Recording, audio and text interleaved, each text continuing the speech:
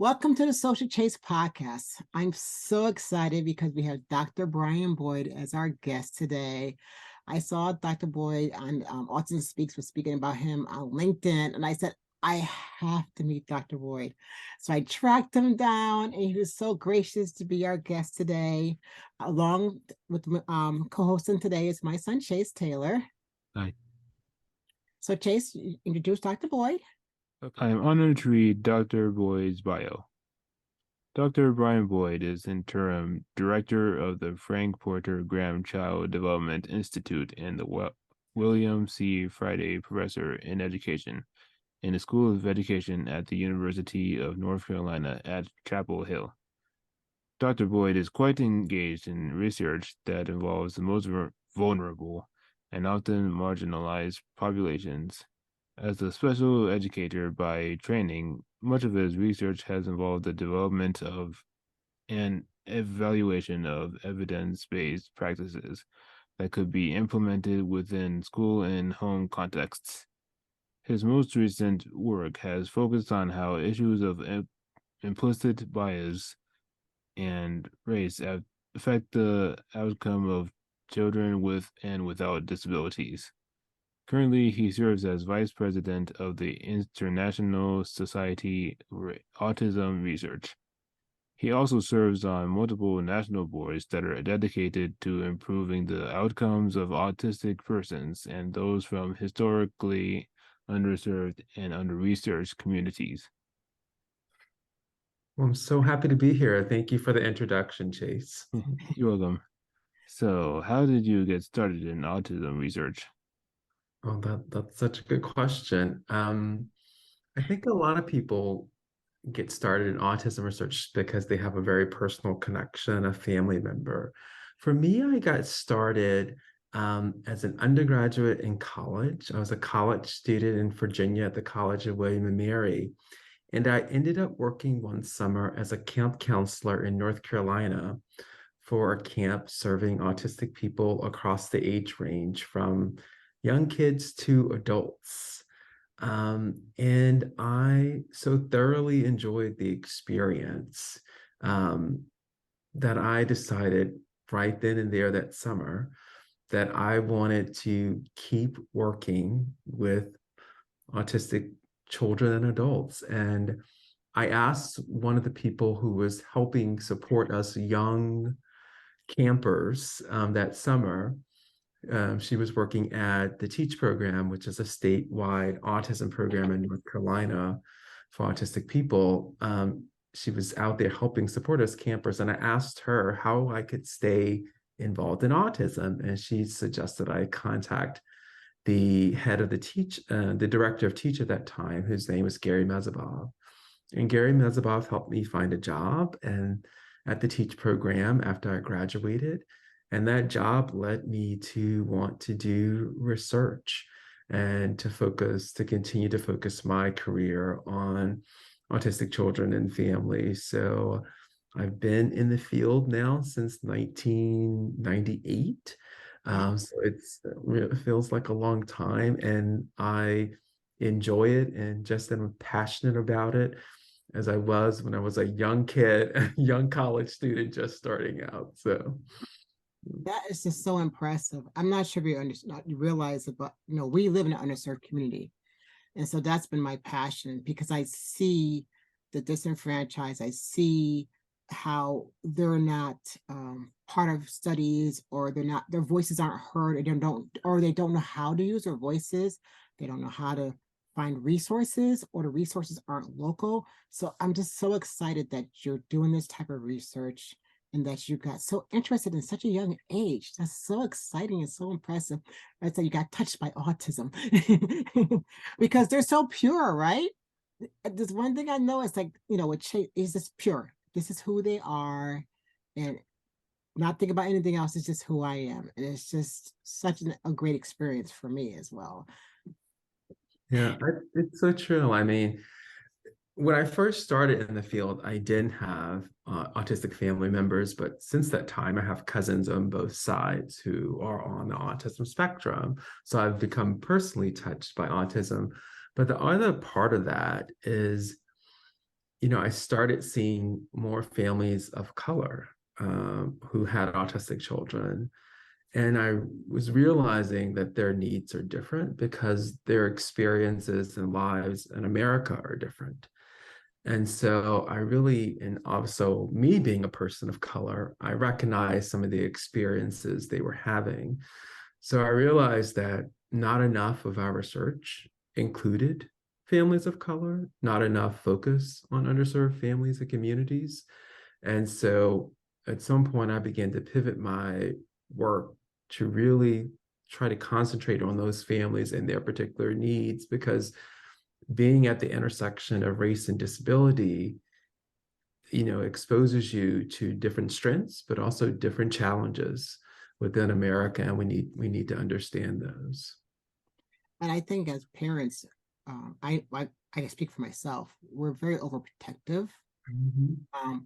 So much where it's maybe not a good idea, but because he is an African American male, my husband and I have to be more careful in terms of, can he just walk down the street by himself? No, because we don't know what encounters may occur. I mean, where we live, I volunteer and I train police officers so they do chases, they know how to encounter individuals on the spectrum. But it's just the interaction with different people only because of the color of his skin is a scary thing for us, and how we don't know how he interact with them because he's very quiet and introverted. And some kids aren't, and they don't know how to react the other way as well. So it's a challenge. Absolutely. And Helen, what you're saying, about Chase, and Chase has probably had his own experiences, is sort of what I heard, in particular from a lot of Black families of autistic children, just concerns about being a Black person and what that means in their engagement with law enforcement, or even how they are going to be treated in schools by teachers sometimes, and just because of the color of their skin, but then also having a disability that may affect their ability to express themselves and share their needs in a way that people may recognize and understand. And what does that mean for their potential and their ability to thrive? And I think, those are the kinds of questions that drive me right now, and how I want to be most responsive and most helpful to my community, because someone should be asking those kinds of research questions. Someone should be focusing on these kinds of issues. Someone should have an answer for families like yours. How do we best train police officers? How do we best support Chase, people who look like Chase, in the society in which we live? And I think we need to really think about those kinds of questions and really zero in on the experiences that some families, in particular from more historically marginalized communities, are facing. So after I ask this question, so Dr. Boyd, what challenges do you see in the African American community that needs to be changed or needs more assistance or more guidance? Or I know research is important, and I know that, like, I just had an interview with Dr. McPartland in Yale, and we're trying to encourage people to become part of the Yale study. And one of the things he mentioned is how you're trying to do the EKG or different electrodes on the head. We have our braids and things like that. So one, like, what do you see as challenging for parents to advocate for their children? And two, what do you see as challenges for communities to be involved with research? Yeah, gosh, such good questions, Helen. I think first we have to recognize there are historical reasons why Black people mistrust research. And we could talk about the Tuskegee experiment, other kinds of experiments that were done on Black people. I also think there have been a lot of times where research has been done on Black communities, but has not benefited Black communities. So I think there are historical reasons why Black people rightly are mistrustful of research. Also, a lot of the researchers don't look like them. Right. And so there isn't built-in sort of trust sometimes in what is going to be done with the information that they're giving and sharing. to researchers. You know, what I see a little bit in the Black community is we're still dealing with those historical issues that lead to stigma sometimes in our communities. But that stigma is tied to historical issues of Black people having this of being associated with not being smart or intellectually lazy. Right. So anything that makes us stand out or seen outside of those kinds of standards when we do have a person with disability adds to that stigma and the historical trauma that we faced as Black people in America. So even that stigma that we may see, I hear a lot from Black families, I want to attend my church. And there are issues around how other people in the congregation receive me or perceive me Yes. having the child, Yep. or parenting differences. My grandmother raised me, you know, this way, and I'm trying to talk about different kinds of discipline strategies or parenting strategies because of my autistic child that don't work the same way, right? And so, but all these things, as we know, are rooted in our culture and our history. And I think people don't always understand that and how we sort of approach those issues. The other thing for Black autistic people is, you know, there's some early research that may show that Black autistic males in particular may be more at risk for certain kinds of mental health issues. And mental health is a big issue in the Black community in general. Right.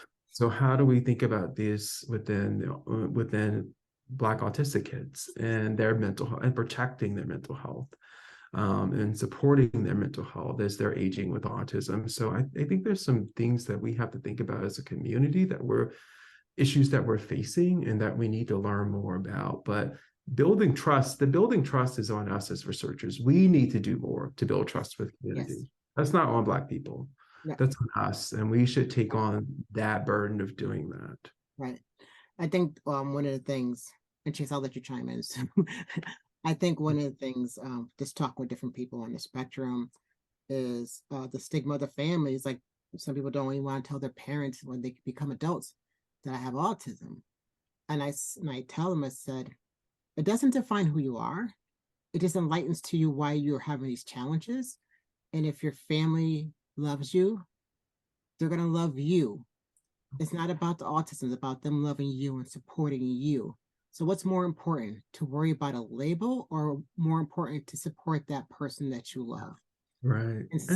And I see that a lot. And it's like, well, you know, there's nothing wrong with them. And I said, it's not a wrong thing. It's not about being wrong. There is nothing wrong with them. They just have different challenges than we do. And so I think there's increasing work, Helen, that shows that for autistic people to understand their own identity and have a positive sense of themselves and to be accepted by others, I mean, it just makes sense that that's going to help them live better lives, right? To be proud of who they are and to be accepted by society. So I think the more we can promote the self-esteem and acceptance of autistic people and just realizing that that's just part of human diversity to some degree. And people may need different supports in place to help them thrive, but you know, we should be accepting of who they are. Okay, so I don't mind telling anyone that I have autism. It just feels proud. I just feel proud of it, and I don't really care to show it. How can researchers work better with communities of color? Well, Chase, first, I'm glad to hear that you're proud of who you are as an autistic person, and seems like you grew up in a supportive family who is proud of who you are too. So that's wonderful to hear. So thank you for sharing that with me. Yeah. So to answer your question though, like how can researchers work better with communities of color? I think a lot of it, Chase, starts with, for researchers who aren't part of that community, to just be humble and recognize that they are maybe of a different race or a different religious group or whatever community they're trying to work with. And so they have to have some cultural humility in approaching that group.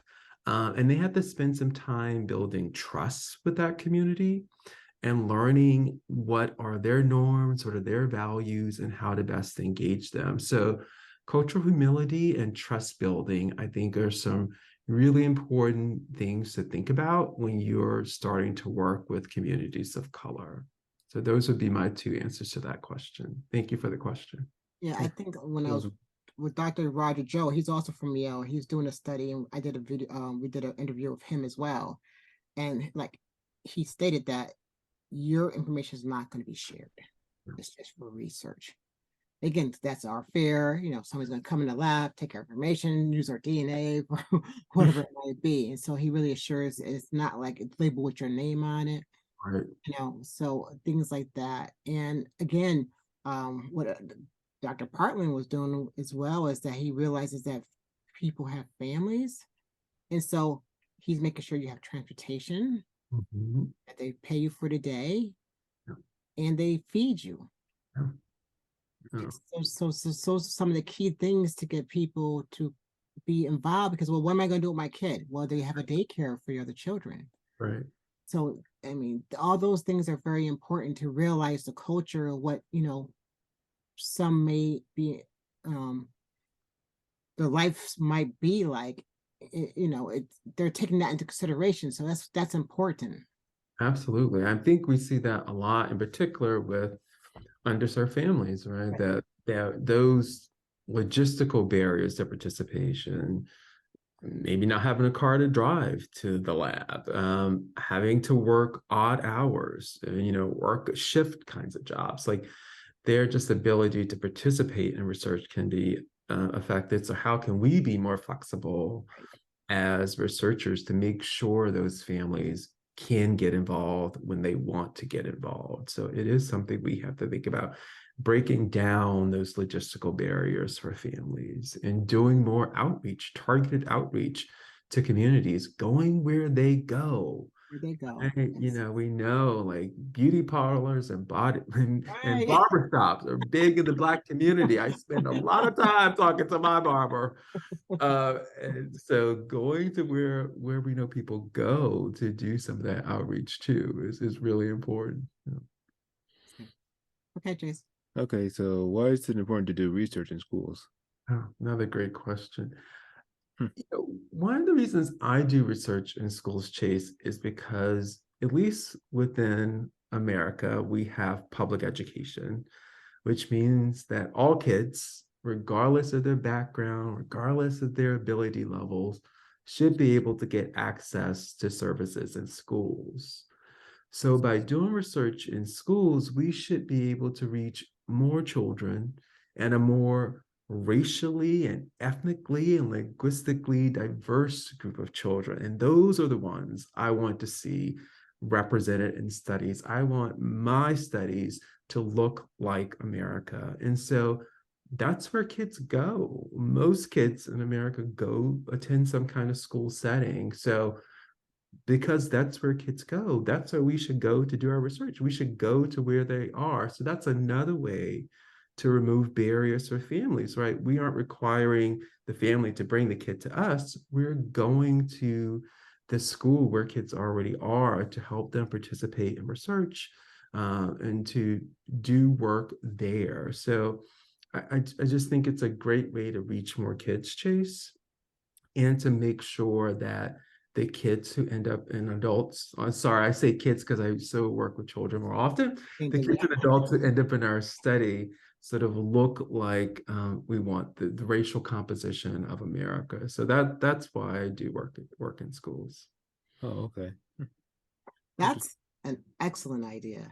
I mean, you're telling me this, and I'm thinking about a whole bunch of, like, wow, you can have a research areas and in the school system, give us Right. a room for us to do like go have the research areas, like, if you even have a medical area in the school system, so parents who don't have the time or the fruition even to attend a research, it's right there. Right. So I think that's excellent idea that you're going to the school systems. Now, Mhm. is that a challenge with the schools accepting you go into the school system? It's become a bigger challenge because of COVID. Mm, And, so many of us, including teachers, are stretched really thin. There's been a lot of turnover within schools yeah. because of underpay and just so many people are experiencing crisis right now, still coming out of crisis. So I think it's been more of a challenge since the pandemic. It's always been a little challenging, but the pandemic exacerbated that challenge like it exacerbated so many other challenges. So, but I think we're trying to figure out a way to also think about how can we best support teachers in this space Right. as Yes. well, who are supporting children. So, a lot of our interventions to some degree and supports become more directed at the teachers. How do we provide coaching and support to them so that they're in a better space to support the children in their classrooms? So I think we have to rethink the target of intervention and support a little bit. So I have to say, as a parent, that has always been one of my frustrations, is the lack of training, not only for the teachers who are trying to teach every other student in the classroom, because if it's an inclusive classroom, but for the peer professionals. yes, And, yes. and so the peer professionals, I see they want to do what's right, but they're not given the proper training to help our loved ones. And that's a frustration for me and many parents, that this is not rocket science. Train them and they'll do what they need to do. But when you don't train them, you just put them in there saying, hey, we don't, you're not a babysitter, but you're acting like a babysitter. Right. But that was always one of my challenges. Like, I advocate for my son and other children, saying, we don't want babysitters. Right. We want someone to help our child navigate the world. Yeah, that's a big need, Helen, that you've identified. I mean, paraprofessionals actually often spend a lot of time supporting the student with disability, in particular the inclusive classroom, but they're often highly underpaid, way undertrained. Yep. A lot of times they even may have multiple jobs. They may drive the bus and be a paraprofessional, or serve school lunch and be a paraprofessional. Mm-hmm. So we're giving them all this responsibility without adequate training. And that's a great target of support and need in schools, is to provide more training for paraprofessionals. So you hit the nail on the head. It's definitely an area where we need to do more work. And I always scratch my head because of, like, oh, the money. I said, first off, the government gives a lot of funding to the school systems. It depends where they use the money, right? And it's going to cost less money now than in the future if this child does not get the support services they need now. And now they're into the adult world and they're not navigating the adult world the right way. It's going to cost more. It may cost more money later on. So it makes more sense to invest early versus later. And so that's what, one other frustrates with me as well. Total agreement. Yeah. And I just love so I'm just thinking, maybe even like mental health is a really big issue. If they could combine that all together, on the school site, especially early intervention, which I know parents have to sign certain things, and then like have education classes for parents as well, of how, like you said, how to navigate and help your child. You could go to school and get all these surveys, you go to research, but if you go home, it's the same thing. It's a challenge for that person with special needs. Yeah. So I really commend you what you're doing. I'm very excited to see your studies, your research things. But I commend you really what you're doing. Thank you. And there are others doing this work as well. So it's certainly not just me, but yeah, it's certainly a much needed area. And there's so many people who need supports around this. It's not just the autistic individual, right? Parents are learning how to parent, and teachers are learning how to teach a student who's different, and paraprofessionals learning how to support. But so there's law enforcement are learning how to potentially engage, interact. So there's always a need, I think, for more support and more training. It's just how we do it in a right way that also helps to recognize the strengths of autistic people, and what they bring to the table, and so that we really help them understand difference in disability, and what are the needs of the autistic community. So do you have challenges with parents afraid of the label that their child has special needs, and go in a short bus and things like that? I mean, Chase, you could tell Dr. Boyd, he didn't like the big bus, he liked the short bus. You didn't like to ride the bus, Chase? Sometimes when I was in elementary school. Yeah. Yeah. Be like the smaller bus, not the bigger bus. Yeah. I understand that. Yeah. Fewer people on the smaller bus. Yeah. Yeah, it is. It's actually safer in the field, makes us feel better too, Yeah. because there's always an 8 on the bus. At least up here in Connecticut. No, Helen, I think just to your point, I think labels, have such meaning in society, and people are always worried about what the labels may convey to someone. So special needs, what does that mean to someone? Disability, even autism, like all these labels have different meanings to people, but sometimes because people don't really understand what those mean. But the other issue is that we've set up a system in this country where the label often gets you access to services. Like that's how Yeah. autistic people get access to services, is by having the label. And so, we don't think of just thinking about what does Chase need as his supports, irrespective of the label, right? And so labeling provides access. So that's sort of our system, but it's sort of looking past the label, the label of Black man, like all of it comes with sort of these stereotypes that are associated with labels that we often have to break down, and can be a challenge. And I do think, there's some parents who want the label because they know it gets them services. And there are some parents who certainly, as you said, struggle with the label because what it probably out of a place of, well, what does it mean for my child's future? And probably parents are going through their own sort of path of acceptance of understanding their child. Sometimes I think that somewhat struggle with the label. Yeah. So what I tell parents is that, and we were concerned with the label ourselves when Chase was first diagnosed. Well, we didn't know he was diagnosed. He had special needs. He had to go to school with special needs. Or and the rumor is like, oh, once he's on record for the rest of his life. They're gonna know he's special needs. And so you hear that and you're like, oh, I don't want that. Right. But what I tell parents is that take the label, put it on for now. If it doesn't apply, you could peel it off. Mm-hmm. If it applies, you keep it on until it gets a little bit better, and you keep on trucking. You get the services you need for your child. But that label does not mean anything. What means something is getting the help your child needs as early as possible. Yep. So tell me like a little bit about your research. Like, what are you specifically researching on the underserved community? Yeah. So right now I'm looking at sort of a couple projects, one with non-autistic children. So one, sort of understanding how teachers' implicit racial biases in classrooms, so their beliefs or sort of unconscious beliefs, if you will, about children, how that affects educational outcomes for primarily Black and Brown children who live in low-income households.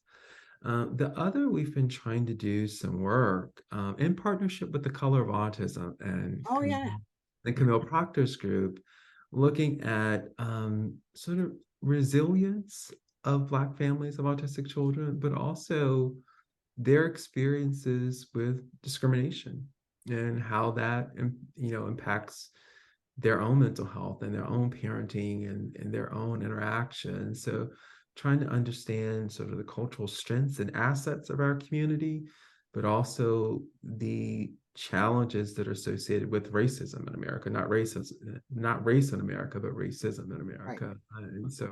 And how that's impacting, Black families in particular of autistic children. So looking at both sides of the coin, if you will, within the Black community. So that's the work I'm really trying to do, really focused on sort of marginalized families of color, or lower income families who have just been so either purposefully excluded or just not thought about enough in research, and trying to use my platform and my position in the field to shine a spotlight on those families. So that's what I hope to keep doing. Yeah. Much needed. Much needed. Thank you.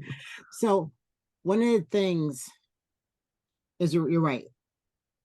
I advocated like crazy, Mhm.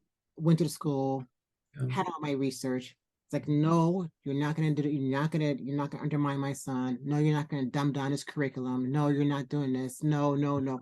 They're like, well, Mrs. Taylor, uh, that might be too challenging for Chase. I said, well, that's too bad. Then you got to teach him. And so it's like a constant battle with them. And in some instances, I don't think race had to do with it. In some cases, you did see that. It's Right. like, why are you thinking less of my child? Right. So you had that. So that is stressful for a mother. I mean, we probably don't think about the stresses of it because we're just handling business, taking care of our child, Right. and it Right. happen. Right. But it is a reality there. So so that is challenging. But I just, tell parents you just have to advocate for your children. But I think, and not only sometimes what we do, Dr. Boyd, is that we do separate our people, underserved, not underserved, but it's low income, not, it says us, like even the middle class, Mm-hmm. we don't get the services we're supposed to have. Absolutely. And like in Connecticut, for Chase, like his IQ is above 69. And so he doesn't get certain services because his IQ is too high, but his social IQ is not too high. He's not independent, things like that. Can he live on his own right now? No. And so I know in different states it varies, but in our state, this is something we're fighting right now with something in the legislation right now going on, that IQ shouldn't matter. Right. A person needs what a person needs.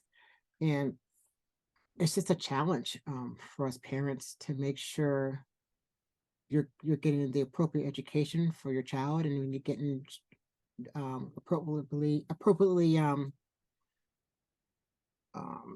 like accepted. Yeah. Yeah. Well, thank you for your advocacy efforts. And all the parents are out there fighting the good fight, as I say. Well, Um, it's sometimes disheartening, I know, to keep having to fight against the system and all the different systems as kids get older, and you're having to interact with more systems and they're getting more complicated. And you're right, a lot of it, in particular with adult services, is really tied to IQ. yeah. And if the adult has a co-occurring intellectual disability, that qualifies them for different things than if they don't, when they may not qualify for much at all. So that's a problem with the way we set up our systems, our service systems for adults with disabilities in America. So, and yeah. So, Chase, you want to ask the next question? What kind of research do you want to do in the future? Oh, that's a good question, Chase. To think about this. I want to keep doing research, Chase, with Black families of autistic children. I like to do more research with Black autistic adults. I haven't been. So if you want to be in my studies, Chase, let me know. Okay then. And ask some research. Sure. Participate in some research. I do pay, so you don't have to do it for free. So I Now think with that's technology now, right? You go so far. you It's can, like yeah. Zoom. I mean, it's just amazing.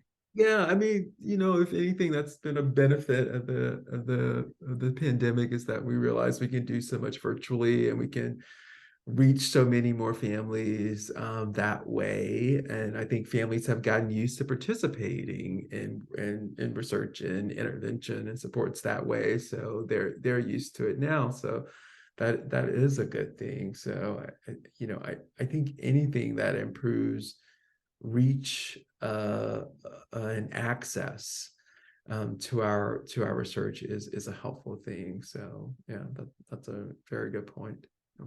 So there's another organization, it's Akalaka, and she started this program to support siblings. Oh, never heard of that. Yeah, I'll send the information to you. I did an interview of her as well. I'll send that to you. So she's a good resource to have a conversation with. Okay. Yeah. But one of the things that I've encountered with having conversations with different people and even legislators is that what happens or has happened, still happens, is that an African American, specifically a boy usually, Hmm. will get thrown right into special needs, a special education class. And that's why a lot of them are like, no, this that's not my kid, because they used to throw them in there and not realize that they're having some social emotional challenges at home, and that's why they're acting out. It's not because they're special needs, it's that they need some more different type of help. And I think that's one of the other challenges, that some parents or even some legislators that I know of are saying, well, everybody can't go into special ed because everybody's not special ed. So are you finding those challenges to make sure that we are evaluating these individuals the correct way to get the correct support systems they need? Yeah, I think we see this in particular with, I mean, the research supports this for Black boys in particular who are autistic, that they often are misdiagnosed early on. So given diagnoses of ADHD or behavioral or conduct issues prior to getting an autism diagnosis. And just in general in special education, we see overrepresentation of Black boys in particular, and in some cases Black girls within the special education system. And in particular, as you're saying, put into segregated classroom settings way earlier, way faster, and sort of tracked into that. And is what you're talking about, a lot of times it's related to larger issues of adverse childhood experiences and trauma. Right. And the supports they need are really around dealing with the trauma that they're dealing with as children, growing up in difficult circumstances. But we just have this system of, we either track you into general education or special education, and we don't know how to put the right supports in place for people. And it's hard to get out of special education once you're in it. Right. Even if you don't really need to be there. No, obviously some kids, that's the right system for this, and that's the right system to provide the supports that they need. But for kids who get tracked in because they aren't given the right label, they aren't given the right supports, it becomes an issue that we see. And it particularly affects Black kids. It really does. And then in those classrooms, are they really giving them support? Right. Because I remember my niece was telling me when she was at the high school, she's like, Aunt Helen, she said, they're just giving these kids pieces of paper and they're just drawing pictures. I'm like, what? No, they can't do that. And No. it's a time consuming effort to provide the appropriate skills that an individual needs. And I get that. But to me, is if you committed to teach, then that's what you should do. Absolutely. Absolutely. Yeah. Yeah. Yeah. You said it. You said it well. So Chase, anything else you want to ask Dr. Boyd yourself, or that you thought of you want to share about yourself? I don't really think so. Only just entering some contests and just have my Instagram page and my contact information. Oh, you're on social media, huh, Chase? So you're on Instagram. So I can get access to your books there? Yes. Yeah, Oh. he has a website. We'll let you say his website at the end. So Dr. Boyd, do you have a website or anything? Or so, let me see. I want to ask you, like, where is your research at? Like, exactly where? So I'm going to ask you that question because I'm not. Yeah. Yeah. And how many families do you serve currently? Oh gosh, it just varies by research project. Well, I didn't ask the question. Let me ask you the question first, because I had to edit all this. So Okay. I'm going to go in and cut it all up. So I really appreciate the honest conversation we're having. I really do. And as I said, I was so excited when I saw you. I'm like, yes, representation for us. I was so excited. And it's important. I don't care what anybody says. It is important. And so when you're like, where are you providing your research? Are you just, is it just a certain area? You're opening it up more? Like, where's your focus? Like in terms of, is it North Carolina? You work out in North Carolina, or do you travel, or? Yeah, that's a good point. It varies by project, most of my research is funded by federal government agencies. So National Institutes of Health, Institute of Education Sciences, and a lot of federal funding funders really prioritize and are interested in sort of more national studies or that aren't happening in a single state. So because I just got to UNC Chapel Hill from Kansas, some of my families are in Kansas and Missouri, some are in North Carolina, some the implicit bias study that I mentioned, that's actually with families across the country. I can't remember how many states we've been in, but we've been in a number of states for that project. So it really varies. We're about to expand into Florida for another study that I'm in. You know, you're limited by the amount of funds you have within a grant, the way funding works. But, you know, we try to reach, you know, certainly I want to think about my local community and who are the North Carolina families that I can reach and get access to. But I also want to think sort of beyond the local area and try to figure out a way to support those families who need it and are interested in research. So, you know. I'm just so excited. I just can't. I have no words. I'm just so excited about this. Dr. Boyd, thank you so much for being a guest on the Social Chase podcast. Chase, did you want to say anything? Yeah, thank you for joining us tonight. Well, thank you, Chase. Thank you, Helen. It really was an honor to join you. I was so excited when I heard about this podcast. I was honored to be asked to be a part of it. So I thank you for your questions. I thank you for having me on as a guest, and I'd be happy to come on anytime. Just feel free to reach out. Thank you. This is going to be so informative for so many parents. So thank you, Dr. Boyd, for supporting people like me. You're welcome. And thank you for allowing me to do this work and talk to people like you so I can figure out the supports you need. So for more information from Dr. Boyd, we're going to have his email at the end. You could contact him with an email. So thank you again. I keep saying thank you, but I am grateful to you for coming on the show. And thank you for Autism Speaks. I have to give him kudos for, for tracking you down for me. And he has a LinkedIn. You're on LinkedIn, right? I'm on LinkedIn. I am on LinkedIn. Yeah, check him out on LinkedIn. I'll put that information at the end of the show as well. So thank you.